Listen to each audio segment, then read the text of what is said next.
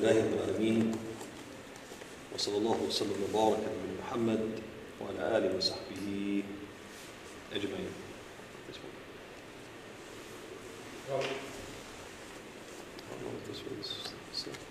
I think I may have just turned it off.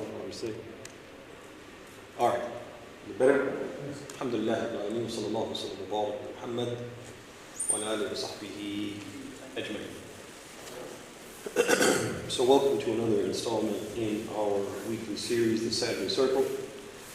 And our current theme is entitled History, the Virtues, and the Rules and Regulations of the Adhan and the Iqamah. This is part 3 of a 3-part series. And in this final installment, we're going to talk about some common mistakes that people make when giving the Adhan and the Iqamah.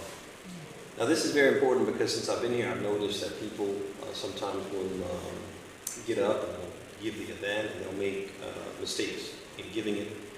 The Adhan is very, very important. It's a very important act of worship. And that means that the how matters, right? The how matters. And so we want to make sure that we're doing it correctly. And obviously a lot of the people who might make some of those mistakes are not present here today. And so I'm going to commission all of you and make you responsible for conveying the message that will be missed by those who are not present. So if you're present and somebody makes a mistake when they give the Adhan, you kindly and respectfully and politely inform them, not like this, and tell them the correct way so they can self-correct, and so that whoever in our masjid gives the Adhan will do so correctly. So, as we were saying, so mistakes in the Adhan, you have to understand, are a series. And we take those mistakes seriously. We cannot belittle them, we cannot downplay them, we cannot say, why am I making such a big deal? And what's the big deal? It's all about the niyyah, it's the intention that counts, right? It's the thought that counts. No, when it comes to the act of worship, not just the thought, the intention is a big deal, but in addition to that, how we do the acts of worship also matter. And the author of the book called Al-Rawd Al-Murbi', which is a book of Hanbali jurisprudence, he says, وَبَطَلَ إِنْ أُحِيلَ الْمَعْنَى. He said that the Adhan will be nullified if its meaning is altered. It will be as if a person didn't even do the Adhan, if they say something which changes the meaning. Ibn al-Qasim, who is one of the scholars of the Hanbali madhab, he has a hashiyah, he's a commentary on this book, Al-Rawd Al-Murbi'. He says in commentary, أي بطل الأذان إن أحيل معناه باللحن أو اللثقة أو اللكنة. He says it means that the Adhan will be null and void if the meaning gets changed due to grammatical errors, mispronunciations, and errors due to foreign accents. So people import their foreign accents into what? Into the Arabic language, and therefore alter the meaning, and that does what? That will nullify the Adhan. Another author of a book called Tuhfat al-Habib. Tuhfat al-Habib is a book of Shafi'i jurisprudence. So I mention this because I want you to understand this is not a madhab thing. This is not, this is what this school of thought says. That's not what the schools of thought say across the board. So here's a Shafi'i scholar writing this. ليحذر من أغلاط تبطل الأذان بل يكفر متعمد بعضها ويحرم بلحنه إن تغير معنى. He says, the caller to prayer must beware of errors that nullify the call. Nay, the one who does them intentionally may become a disbeliever. He may say something that amounts to disbelief. We're going to talk about some examples of that. He'll say something because he changes the wording. He'll say something which the meaning of it amounts to disbelief. Also, certain errors that change the meaning make the call forbidden. The one who does so is forbidden from performing it and is sinful for doing so. Sometimes we make changes, and those changes are sinful errors, right? So, if we understand this, brothers and sisters, we understand that we need to know the right and wrong way to make the Adhan so that we can do it right and avoid doing it incorrectly. As the poet wrote, عرفت الشر لا للشر ولكن لتواقيه ومن لم يعرف الشر وقع فيه. I learned about evil, or I learned about the wrong things, not for evil's sake. Not just for the sake of what? Knowing about the wrong things, or, basically I wanted to just see what the wrong things were. He said, rather I learned about the wrong things so that I could avoid them. And he who does not know the wrong is going to fall what? Is going to fall into it, right? So let's talk about some of these common mistakes. One common mistake that people make when it comes to the adhan and the iqamah is they make additions. They add something to the adhan or to the iqamah that's not from it. And we have to understand that the adhan and the iqamah are acts of worship, and we're not permitted to add anything to an act of worship. The acts of worship are supposed to be done exactly as they have been prescribed and legislated. The Prophet said in the hadith, "Man ahdatha fi amrina ma laysa minhu fahuwa rad." He said, whoever introduces into our acts of worship that which are not from them, those acts will be what? Rejected. You can't add to the acts of worship. You have to do them just the way they are. And sometimes people say, well, the things that we add are part of the deen, right? They're already part of the deen. We're not like inventing something that's not from the deen. We're adding something that's from the deen. And even that's not even permissible. If that thing from the deen is not a part of this act of worship, we can't basically do a talfiq. We can't take from here and take from here and make something new, right? All of it's from the deen, but we take this part of the deen and add to this part of the deen. We can't do that. And I'll give you a proof for that. There's a famous hadith of Al-Bara ibn Azib, one of the Prophet's companions, radiallahu anhu. And the Prophet was teaching him one of the adiyah, one of the supplications or formulas that we should say just before sleeping. So he's teaching him this adiyah, okay? He's telling him basically, when you go to bed, when you lie down in your bed, do this and say these words. And he gave him this formula to say. And in that formula, he told him, he said, وَنَبِيِّكَ الَّذِي أَرْسَلْتَ. He told him that part of the adiyah was to say, O Allah, and your prophet whom you sent. So, Al-Bara, he goes to repeat it to the Prophet, basically to show that he memorized it and to make sure he got it correct. So when he got to the part where it says, وَبِنَبِيِّكَ الَّذِي أَرْسَلْتَ, and your prophet whom you sent, he said, oh Messenger of Allah, how about if I say, وَرَسُولِكَ الَّذِي أَرْسَلْتَ, and your messenger who you sent. Now I'm going to ask you honestly, is the prophet a prophet? Yes. Is he a messenger? Yes. So if you call him Muhammad Nabiullah, Muhammad the prophet of Allah, is that correct? Yeah, it's correct. He's a prophet. He's a prophet. He's a prophet and a messenger, right? If you say, because some of the companions used to say the prophet, they used to address him and say, Ya Nabi Allah. They would say, oh prophet of Allah. So it's perfectly acceptable. He's also what? Rasulullah. Is that not so? And they used to address him and say, Ya Rasulullah. Oh, messenger of Allah, right? So if you call him Nabi and you call him prophet, both are what? Correct. Is that not so? It's correct. Like, which one is better? Rasulullah. Y'all agree with that? It's better. So Al-Bara ibn Azib wanted to give the Prophet what? The better title. You know what the Prophet said? He said, La. وَبِنَبِيِّكَ الَّذِي أَرْسَلْتَ. He said, no, that's not what I taught you. That's not what I told you. I told you Nabi, so say Nabi. Even though what you're going to say is correct outside of this particular dua.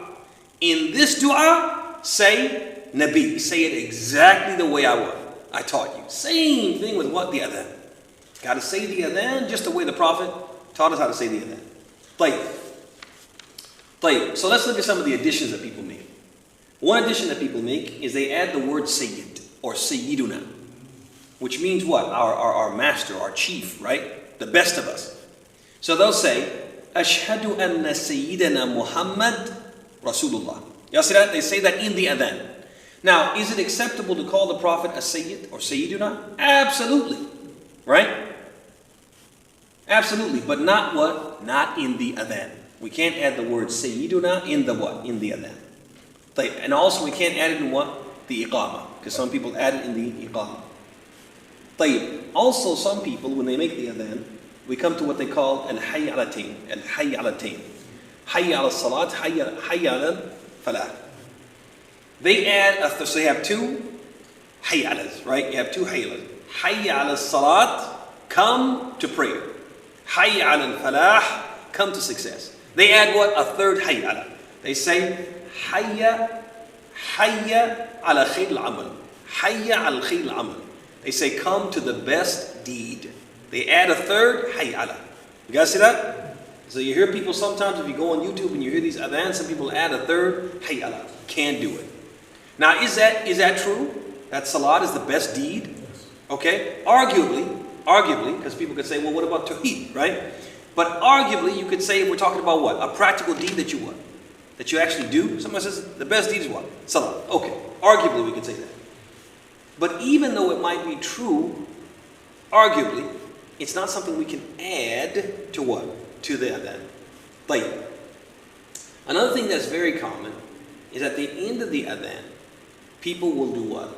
They'll send the peace and blessings upon the Prophet ﷺ. So right after they finish the adhan, right? La ilaha illallah. Allahumma salli wa sallam wa zid wa barak ala nabiyyina Muhammad wa ala alihi wa sahbihi ajma'in. They'll say that what? Out loud. As if it's part of what? The adhan. Again, can't do that. Now, somebody says, well, there's a hadith in Muslim where the Prophet said, إِذَا سَمِعْتُمْ الْمُؤَذِّنَ فَقُولُوا مِثْلَ مَا يَقُولُ. They say, if you hear the mu'adhin giving the adhan, then say exactly what he says. Right? You repeat after the adhan, of the mu'adhin. ثُمَّ صَلُّوا عَلَيَّ. And then send the peace and blessings upon me. فَإِنَّ مَنْ صَلَّى عَلَيَّ صَلَاةً صَلَّى اللَّهُ عَلَيْهِ بِهَا عَشْرًا. He said that because whoever sends the peace and blessings upon me once, Allah will send the peace and blessings upon him 10 times. Okay. So they say, see, you're supposed to send the peace and blessings upon the Prophet. Yeah, but you're supposed to do it what? Fi nafsik. You're supposed to do it in a way where only you can hear. You're not supposed to say it out loud as if it's part of the adhan. Tayyib, okay. The next common error.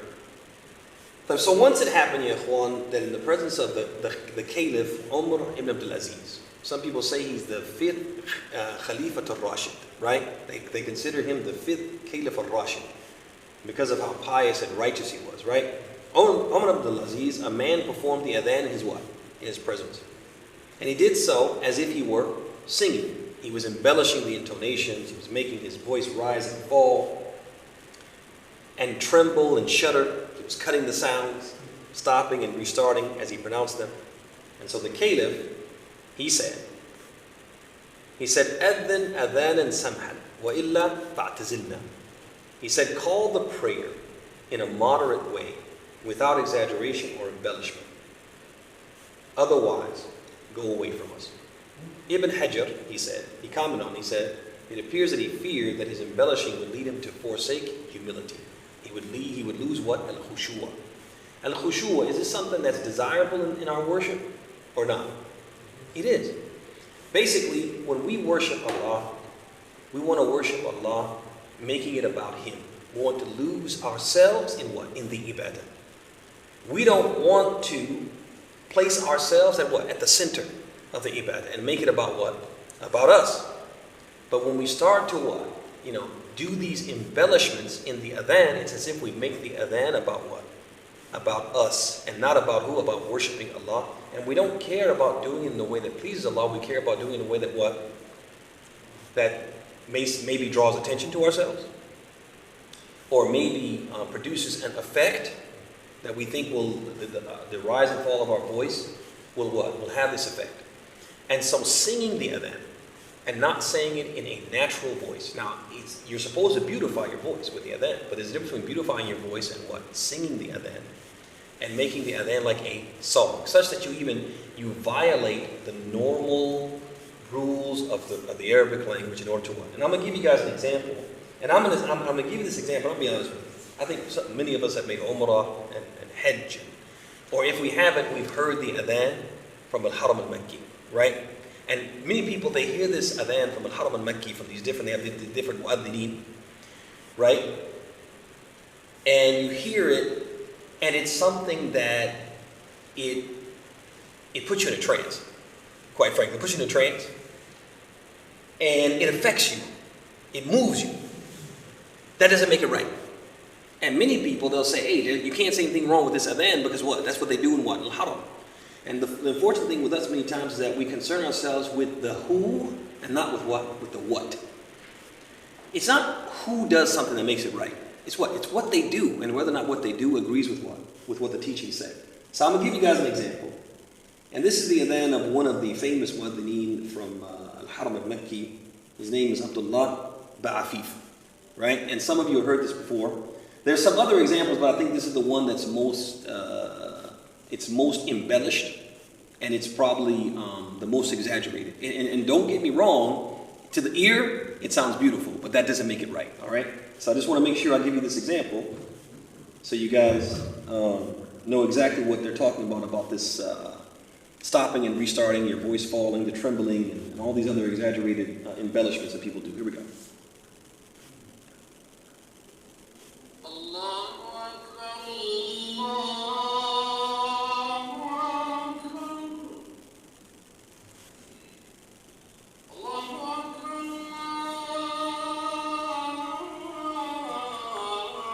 You hear that? Allah. Like that right there?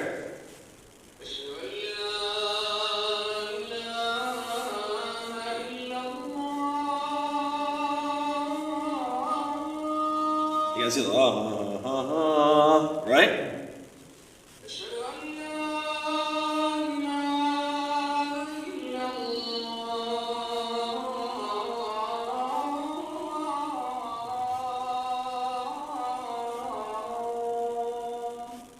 I mean,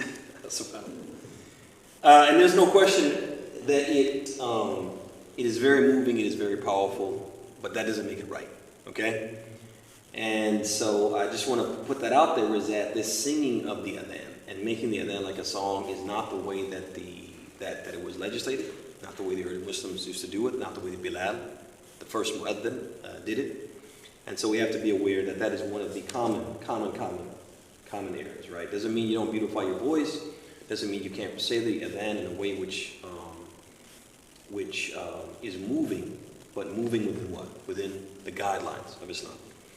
Okay, let's go to the last part of our discussion, and that is changes in the wording that alter the meaning. And these are the worst of the errors, and these are the ones we really have to pay attention to, right? So let's start from the very beginning of the adhan, which is Allahu Akbar. Common mistakes that people make in that first part, that first sentence of the adhan, Allahu Akbar. So one of the mistakes that's very common, especially for people from certain parts of Arabia, it's very common for them when they make the adhan, is that they cut off the ha of Allahu and they replace it with a wow, like a long vowel, right? So they'll say like Allahu Akbar, Allahu Akbar, Allahu Akbar, right? Okay, Allahu Akbar, okay? And so this is wrong because it's Allahu, Allahu Akbar. But another example is that they will take off that ha and replace it with what? A waw bil fath, or a waw fatha. So they say Allahu Akbar, Allahu Akbar, Allahu Akbar. You guys see that? Oh, Allahu Akbar. Okay, so those are two very common mistakes. Very common mistakes, and it's not something that necessarily non-Arabs do. It's a common mistake done by certain Arabs. Particularly, for example, you hear a lot from people from Yemen, right? طيب. Another very common one, and this one is very dangerous, is that they add a hamza to the very beginning, or they elongate the very beginning. So they say Allahu Akbar, Allahu Akbar. Now you have to understand that when you do that in the Arabic language, you change the meaning entirely. So instead of saying Allahu Akbar, Allah is the greatest, you're saying Allahu Akbar, is Allah the greatest? It's like you make it a question. You make it a question. You guys see that? Is Allah the greatest? You guys see that? That's pretty serious, isn't it? Another example is they'll do the same thing, but they'll do it on the second half of that sentence. So instead of saying Allah, they'll say Allahu Akbar. And again, it's like what? You're asking a question. You guys see that? So these are two examples we have to avoid. طيب, another very, very dangerous one, and one of those ones that the statement itself is kufr, although the person who says it, if he says it inadvertently, he will not be a disbeliever, is people say, Allahu Akbar. They elongate what? They elongate the alif after the ba. So Allah, or they put a long alif after the ba. Allahu Akbar. Akbar is the plural of kabr, which means a tabl, a drum. So you're saying Allah is drums. You guys see that? And that is insulting to God, right? And so we have to be very careful. This is a very, very common mistake that non-Arabs make. Very common mistake that non-Arabs make. And then another mistake that people make who have certain maybe speech impediments or speech issues, or they just have an accent that makes the pronunciation of certain letters difficult for them, is they'll say Allahu Ajbar. Allahu Ajbar. Instead of Akbar, they say Ajbar. They pronounce the kaf like a G, right? They pronounce the kaf like a G. Okay, and again, this what? It totally changed the meaning, right? So these are examples of mistakes that people make in what? In the first sentence or the first phrase, Allahu Akbar. But let's go now to the second phrase, which is the testimony of faith, the two testimonies of faith. The two testimonies of faith. Ashhadu an la ilaha illallah wa ashhadu anna Muhammadan Rasulullah. Okay. So the first one is Madul Hamza. So they say Ashhadu an la ilaha illallah. Ashhadu an la ilaha illallah. Again, that makes it what? A question, right? Is there no deity worthy, or do I testify that there's no deity worthy of worship to Allah? Right? Another one is they make a tashdid, or they put a tashdid on the noon of an. Ashhadu anna la ilaha illallah. Nope. It's ashhadu an la ilaha illallah. But you hear people say that. Ashhadu anna la ilaha illallah. No. Ashhadu an la ilaha illallah. طيب, another common one, this is especially for non-native speakers, right? Non-native speakers or people who their native language is not Arabic. They'll say, Ashhadu anna Muhammad Rasulullah. Is his name Muhammad or Muhammad? The meaning is different. So Muhammad is the one who praises often. Muhammad is the one who is often praised.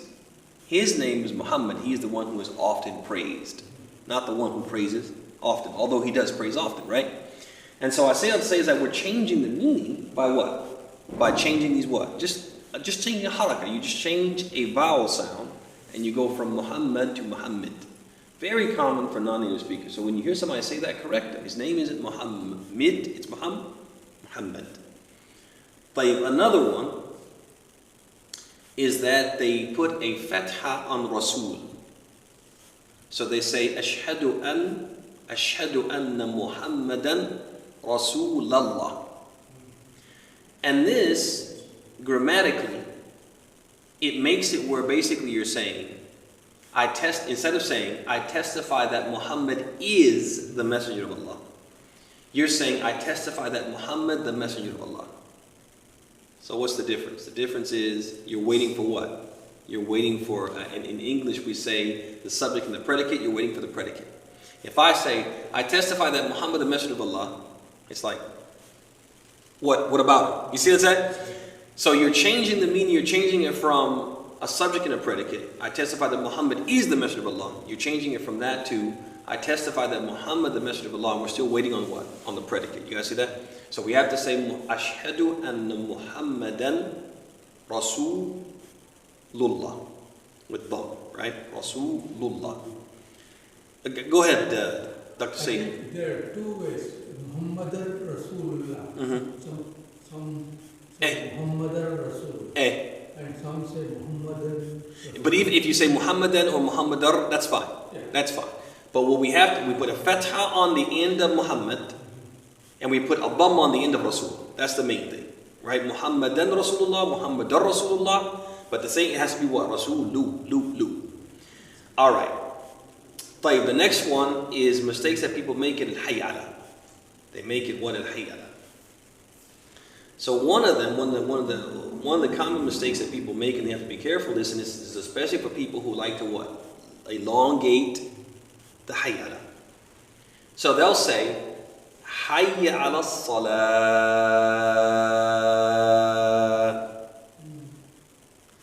Now what do you not hear at the end? You don't hear the ha. Salah. There's a ha at the end, but they cut that off. Because what? They run out of breath. You can't pronounce it. And they'll say, hayya ala al-falah. Where's the from the what? The ha. Because the word is falah. Now when you don't pronounce the ha at the end of salah and the ha at the end of falah, you change what? You change the meaning. Salah versus salah. Salah means what? An-nar. Fire. It means fire. Fire. And falah without al-ha means what? It means sahra. It means like an open plain of land. So it's as if you're saying, come to the fire. Come to what? Come to the desert. Y'all see that? Just changing the meaning in its entirety. So that's another one. If you hear somebody say the adhan and they say hayya ala salah, hayya ala falah, that's one we have to correct. Because you're inviting people, instead of inviting them to the prayer and inviting them to success, you're inviting them to fire and you're inviting them to the Sahara, the desert. Let me give you 3 other common mistakes and we'll close out, inshallah ta'ala. So one of the common mistakes, and this doesn't change the meaning and it won't nullify the adhan, is that people, when they come to al-hayy ala, they'll turn their entire what? Yes. Their entire body. They go, hayya ala salah. But that's not what Bilal used to do. In the hadith of Juhayfa, he said, لَوَّ عُنُقَهُ لَمَّا بَلَغَ حَيَّ عَلَى الصَّلَاةِ يَمِينًا وَشِمَالًا وَلَمْ يَسْتَدِرْ. He said Bilal would turn his what? His neck. When he reached hayya ala salat, he would turn what? Turn his neck. That's it. Wouldn't turn his chest, wouldn't turn his torso. He would just turn what? Turn his neck. Turn to the right, to the left when he came to what? Hayya ala as-salat. Also, he would make that turn what? Right at the beginning, when he reached lamma balagha. So what some people do is they'll say, hayya ala salat. They turn at what? At the end. No, you turn what? At the very beginning. Okay, another common mistake. And then last but not least, from the common mistakes that doesn't change the meaning, but it's still a common mistake, is people like to add wow to some of the phrases in the adhan. So they'll say, for example, Wallahu Akbar. Right? Wallahu Akbar, Wallahu Akbar. Wallahu Akbar, Wallahu Akbar. No, there's no wow. It's Allahu Akbar. Allahu Akbar. There's no wow. Also, they'll add wow before the final sentence, La ilaha illallah. So they say, Wa la ilaha illallah. No, there's no wow. Don't add a wow because there's no wow. Doesn't change the meaning, but what? Again, we're altering what? The adhan. So these are some of the common mistakes in the adhan, the iqamah. As I told you, we'd go for like 20 minutes or so. I think we're right about there. Are there any questions or comments? See, in India, Pakistan, when they say iqamah, they repeat it twice. Whereas normally, right. For example, don't say in India, Allah Akbar, they say Allah Akbar, they repeat Allah Akbar. Right. Ashhadu an la ilaha illallah. Right. So that's very common because practically we've never seen in the common in India, Pakistan, only one time. Right.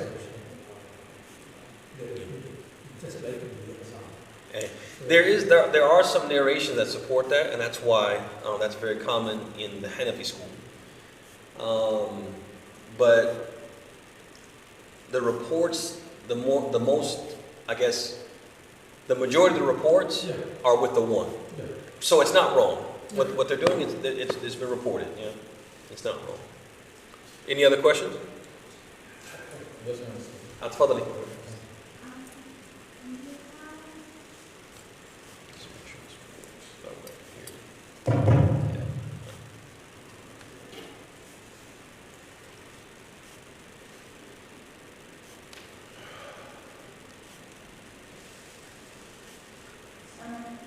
وعليكم السلام. Do you have a recording of how the event should properly be started? A. So I don't have a recording. Maybe I should have probably brought one. But basically, what the scholars talk about is تحسين الصوت ولكن بشكل عادي. That a person should beautify their voice, but they should do it in a way which is natural. It's not overdone. It's not without being extra. The word they use in Arabic is takalluf. I don't know, is there a good translation for that? Abdul Malik, takalluf. Takalluf is like you're being extra, you're going overboard, you're trying too hard, basically. So basically, if we look at the adhan, the first words in it, right? Allahu Akbar, Allahu Akbar. That's pretty what? Normal. And your voice is what? It's nice. Right? But it's not what? It's not like what we heard from Ba'afif, where it's like Allah, right? You know, okay, so that would be for the first part, right?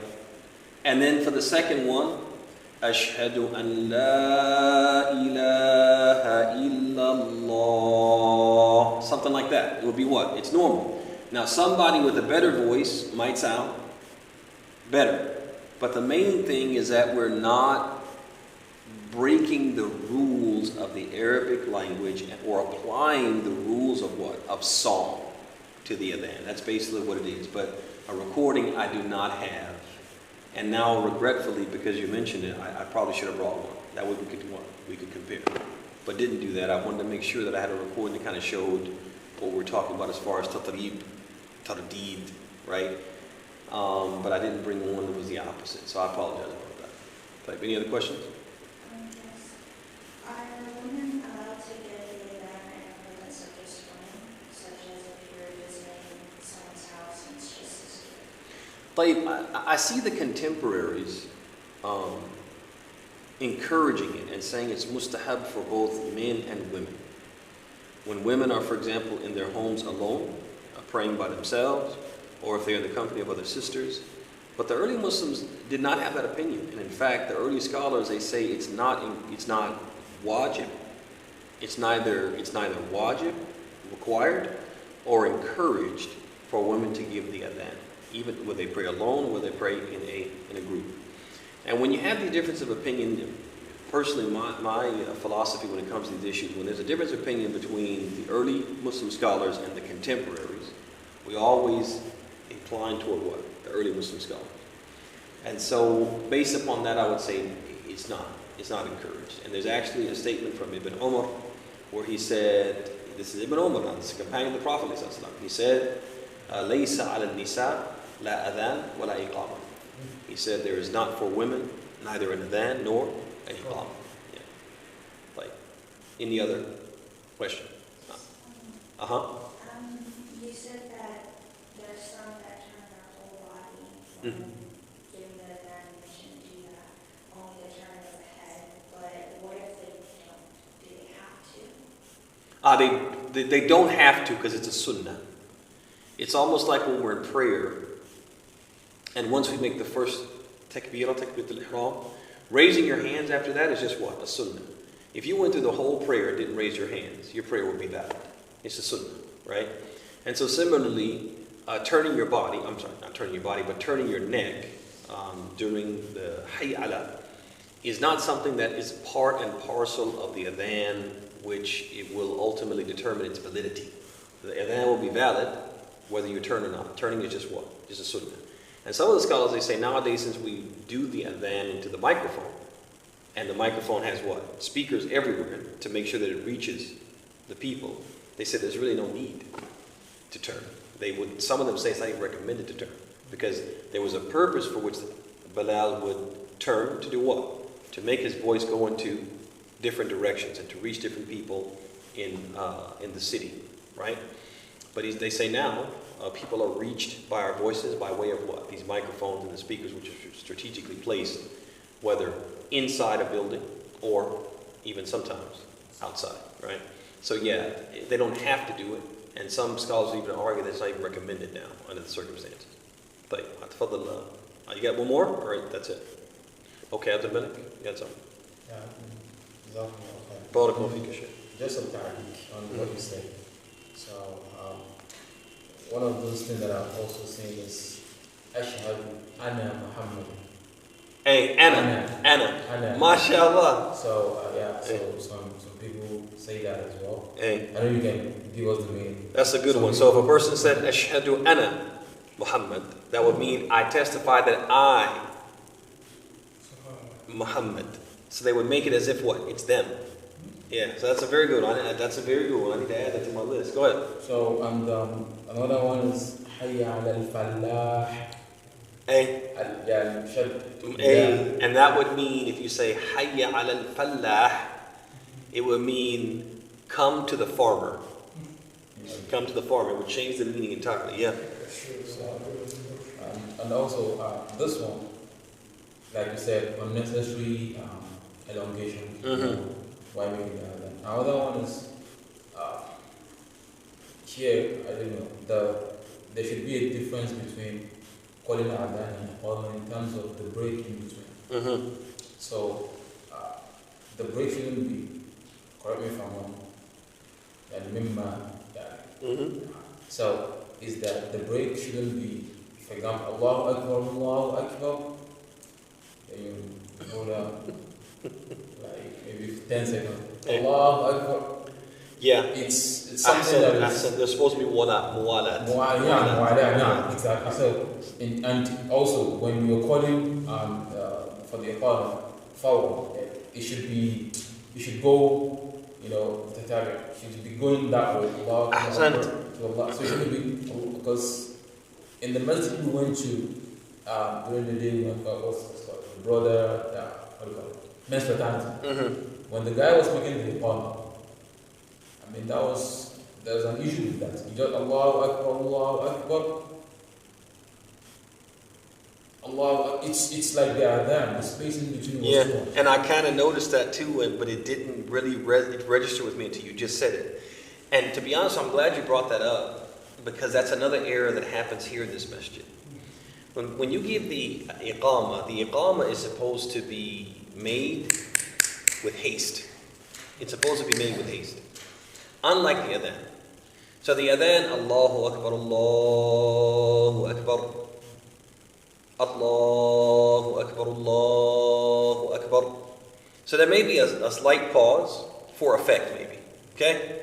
When you do the iqamah, you're not supposed to be like Allahu Akbar, Allahu Akbar. Ashhadu an la ilaha illallah. Ashhadu anna Muhammad. You're not supposed to do that. It's supposed to be what? Made with what? With haste, with some pace to it, with some cadence to it. Allahu Akbar, ashhadu an la ilaha illallah, ashhadu anna Muhammadur Rasulullah, hayya ala salati, hayya ala falah. Like, we're about to get down to business. And so I'm glad you mentioned that, because that is true. There are certain people who, and I've actually talked to people about that, and I know some people, it's part of just their nature to be a little bit lethargic, right? But the adhan requires us to be a little bit more exuberant. We have to bring a little bit more energy to the iqamah. Allahu Akbar, ashhadu an la ilaha illallah, ashhadu anna Muhammadur Rasulullah, hayya ala salati, hayya ala falah, qad qamatis salatu, qad qamatis salah, Allahu Akbar, la ilaha illallah.